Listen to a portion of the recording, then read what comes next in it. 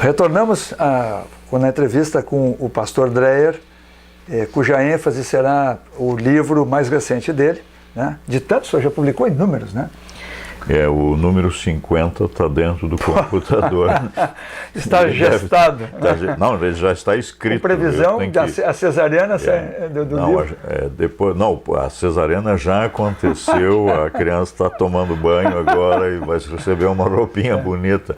Porque é um texto, depois de escrito, de preparado, você precisa de uma certa distância dele, para voltar a lê-lo novamente, porque aí você vai ver as eventuais contradições que inseriu no texto, então tem que trabalhar. Isso vale para textos curtos e longos, né? Sim. E a gente reescreveria muitas coisas quando relê, né? Não, eu fiz agora um texto com 15 mil tecladas. E quem vai publicá-lo disse, não, impossível. E são 2 textos, eu lhe pedi 7 mil tecladas. Então é difícil. Mas o texto curto ele é mais complicado que o longo.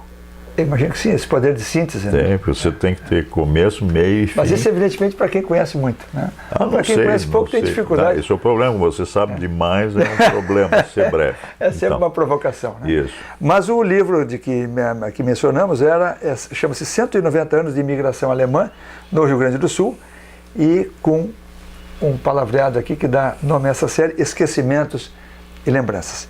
E ontem, enquanto eu refleti um pouco para começarmos esse trabalho, pastor, eu colhia as minhas acerolas lá no pátio de casa, né? Uhum. E para minha surpresa, é a primeira vez que essa pequenina árvore, ela produz lá os seus frutos, e eu colhia e percebia isso ao longo dos dias, percebia que a gente enxerga os frutinhos maduros, né? Está num determinado ponto da lateral da árvore, enxerga, e aí começa a andar ao redor dessa árvore, e descobre que havia vários outros maduros já e que não observáveis no primeiro momento, né? Quando se escreve sobre história, será que a história tem um pouco desse desafio de colher as cerolas dos frutos escondidos? E será que a história nunca permite a visão de 360 graus dela? Será que ela é sempre um pouco, ainda entrando aqui no tema, será que ela é sempre um pouco tendenciosa, digamos assim, por conta disso? Sim, ela é tendenciosa porque nós seres humanos somos tendenciosos. Eu acho que o mais importante que um historiador tem que fazer é reconhecer que ele é preconceituoso, que ele tem conceitos prévios, já prontos, solidificados, quando ele se aproxima de uma determinada temática e vai descrevê-la. Tá? E isso provoca esses condicionamentos que o historiador tem, que ele esqueça determinados fatos, Freud poderia explicar, tá? e que outros aspectos ele venha a realçar. Tá? A história foi muito tempo história militar, tá? E sendo história militar, ela descrevia os grandes feitos daqueles que estavam pagando o historiador. Tá? Então, você sabe que quem paga, compra o seu serviço, está esperando determinado produto. E esse determinado produto que é aguardado, ele vai ser condicionado. É como um retratista, né? Que não vai colocar um defeito do retratado, né? Aquelas pinturas holandesas lá, dá uma disfarçada no defeito. Ou mesmo a fotografia, eu me lembro do Milton Schwambach, ilustre fotógrafo de Montenegro, né, que tinha foto Milton, que ele com um lápis ele retocava todas as fotos. Né? Então você podia parecer mais bonito, Milton jamais tornava você mais feio, né? Mas era um Photoshop manual. Era um Photoshop manual que fazia, não existia o computador ainda com arte gráfica. Então, eu acho que existem fatos que se esquecem na história. Por exemplo, de parte dos governantes. Getúlio Dornelles Vargas foi dessas pessoas que proibiu, por exemplo, pesquisa sobre judeus no Brasil. Ele tinha aquela ideologia que o Brasil descende de portugueses, de africanos e de indígenas, né? Enquanto que a base da nossa população são os chamados cristãos novos, judeus que foram cristianizados à força em Portugal e quando voltavam a praticar o culto israelita, eram degredados, quando não confiados à fogueira, né? Então, quando nós estudamos história do Brasil, por exemplo, nós ouvimos que Cabral deixou alguns degredados no litoral brasileiro. Mas nunca se disse nas aulas de história do Brasil, por exemplo, que essas pessoas eram pessoas de origem judaica, descendentes de Abraão e de Sara, para os quais não havia mais espaço em Portugal, e esses eram mandados para o Brasil. O Brasil é hoje, talvez, a nação com a maior quantidade de raízes judaicas no planeta Terra, mas nós esquecemos isso e usamos antissemitismos como judiaria, judiação. Aliás, a própria população judaica no Brasil é considerável, acho que são 70 mil, em torno de 70 mil pessoas, né? Sim, espalhadas pelo Brasil. Mas isso, normalmente, aí se trabalha, então, os judeus que vão fugir do Holocausto ou dos pogroms que aconteceram na antiga União Soviética, né? Stalin fez muitas perseguições a judeus. Então, esses são os judeus que nós conhecemos atualmente. Mas esses que não podiam ser o que era, eles são milhões e milhões. Basta você lembrar que esses judeus que foram cristianizados à força receberam sobrenomes de árvores frutíferas, de animais, de metais preciosos, né? E eles todos procuravam sempre uma alfama. E alfama significa refúgio, é uma palavra que vem do árabe al-Jama', né? E Montenegro tem a sua alfama, tem a fama. Onde a gente teria que perguntar quem que se refugiou nessa alfama, mas hoje quem em Montenegro sabe o que é uma alfama? Aqui tem um esquecimento, mas que nos quer remeter a algumas lembranças. Então, há silêncios na história, e existe uma história dos silêncios também, que nós temos que perguntar sempre de novo por que eles são silenciados. Então, por isso, a minha intenção ao escrever esse livro não foi repetir simplesmente o que outros já contaram de gloriosos feitos, de como os alemães eram operosos, trabalhadores, diligentes e todos esses adjetivos. A moderna historiografia procura evitar adjetivos e advérbios. Isso já é um filtro, né? É um crime de monta, porque quando você começa a usar advérbios e adjetivos, você certamente está mentindo. Porque, no mínimo exagerando. Exagerando, que né? Não deixa de ser uma pequena mentira. Ou criando a pessoa que não existe, né? Então, a minha questão foi realmente trazer a lembrança, alguns fatos que foram ocultados, que foram mascarados, tá? E trazer à tona esquecimentos, né? Por exemplo, que tipo de esquecimento? Quem eram esses alemães que vêm para o Brasil? Né? Todo ser humano gosta de ter um pedigree. Interessante isso, né? Mas o nosso pedigree pode ser, por exemplo, o teu antepassado era um servo, ele era um escravo. Poderia ser uma coisa. Na história da imigração... Mas a chance é grande, né? A chance é grande. Todos nós vamos ter alguma mácula na nossa linha. Esquecidas foram as mulheres, em geral. A historiografia privilegiou sempre os homens. Esquecidas foram as crianças. Você quase não trabalhou o mundo da criança. O que significava para uma criança ser, e significa hoje, né, ser tirado do seu círculo de amigos, de brincadeiras? Você pensa, por exemplo, no caso do adolescente, que começou a estabelecer relações que julga que vão ser permanentes, e de uma hora para outra eles são encerrados porque os pais vão migrar. É uma violência, né? Por N razões, são violências. São árvores transplantadas, né? E nós temos aqui continuamente pessoas violentadas na história, não é? Então, tem os violentos, os violentadores e os violentados na história, né? E isso você nota muitas vezes, mas nós nunca vamos contar na história que nós descendemos, por exemplo, de uma mulher que foi violentada e que de repente estava grávida, né? A gente a gente enfeita. Não, meu antepassado foi para a guerra, não voltou mais, e depois a antepassada veio sozinho com um filho, que é o meu antepassado, e com esse veio para o Brasil. Então, eu acho que no aspecto de valorizar a memória, de devolver a dignidade, também cabe ao historiador trabalhar a memória desses que foram violentados, desses que foram esquecidos, para devolver dignidade às pessoas, né? No Rio Grande do Sul, quem é descendente de alemão não gosta de ser descendente de Mucker.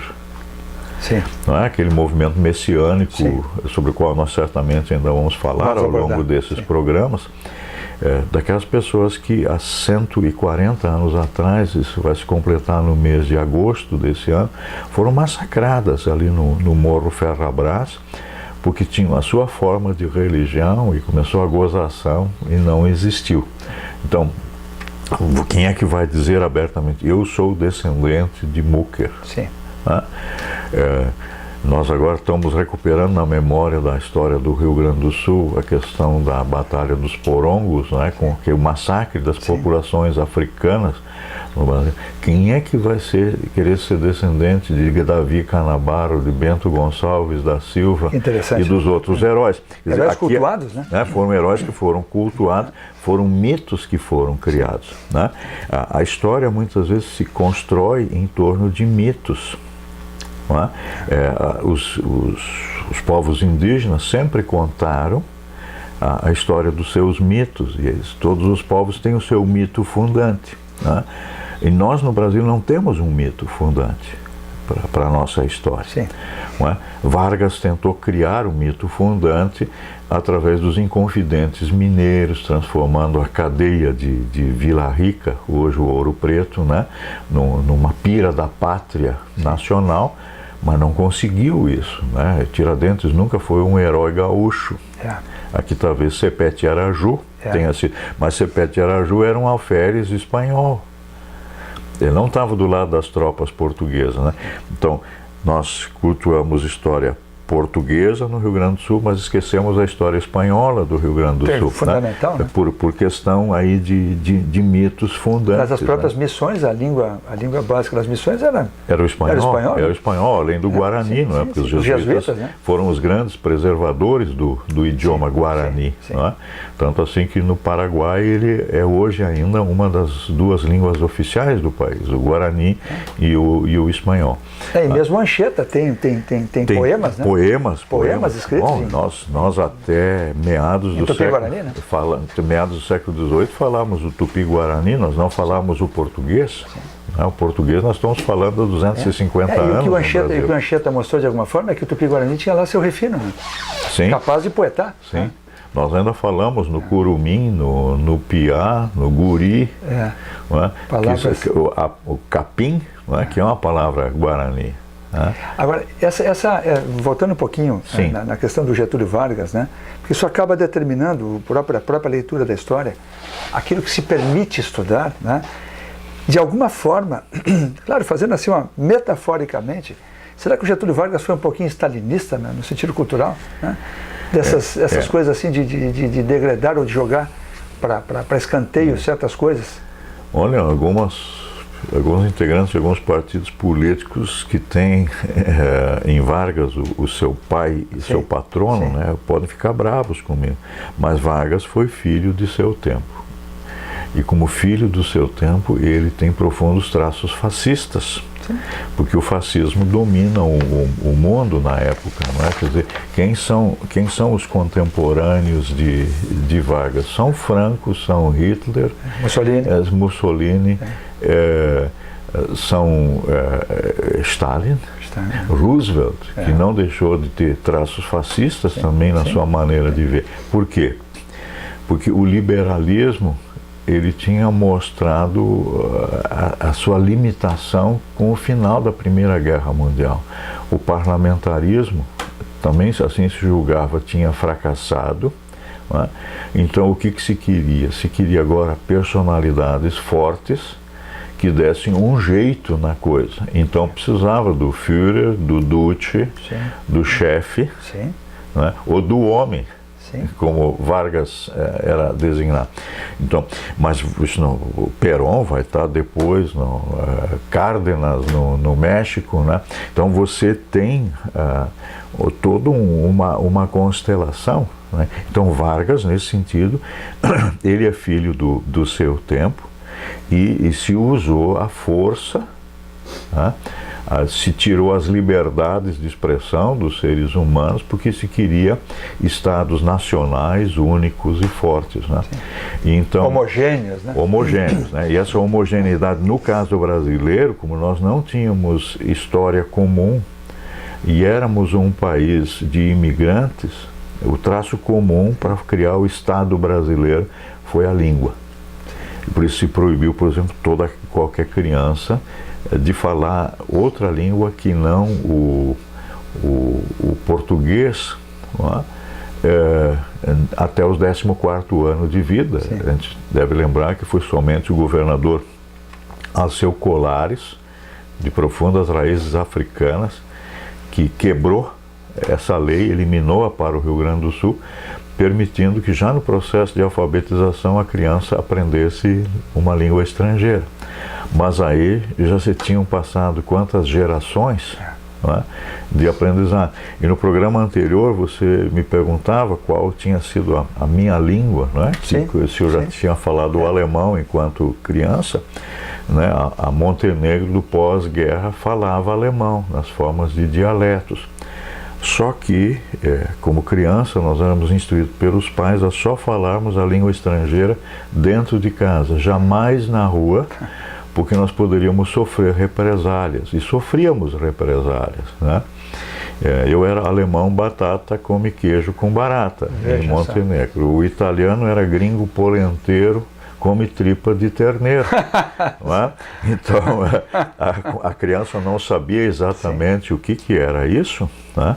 Mas eram formas, né? Hoje nós valorizamos a pessoa que é poliglota como um bem cultural, mas isso foi algo que foi tirado das populações, né? Nós hoje estudamos o espanhol, estudamos o inglês, né? Mas aquela língua que parte da população já conhece não é trabalhada na escola, que poderia ser veículo importante, né? na formação cultural da pessoa. Mas isso tudo faz parte dos esquecimentos e lembranças, e nós somos, em determinadas condições na história humana, forçados a esquecer quem nós somos. E esse esquecimento pode aparecer de repente nos nomes. Se você estuda os nomes próprios, você vai ver o esforço das populações imigrantes de se abrasileirarem.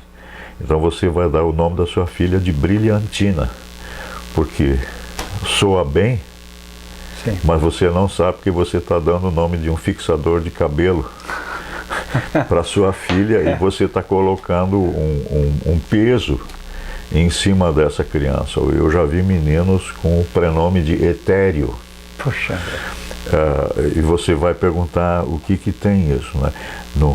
No nome existe uma marca registrada e um condicionamento que está sendo dado para essa pessoa. Se chamar você de João Batista, os pais tinham a devoção, né?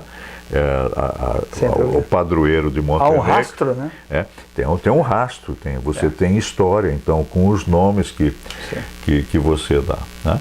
Então, você pode ser condicionado a esquecer. E o trágico da população brasileira é que ela é basicamente formada de pessoas desmemoriadas, que não conhecem a sua história, né? Que não sabem de onde é que vem. Isso é trágico, né? No próximo bloco, nós vamos começar, então, a questão aí desses imigrantes, né? Como tudo isso foi acontecendo, como isso foi planejado, e temos algumas surpresas aí para a maioria das pessoas, com certeza.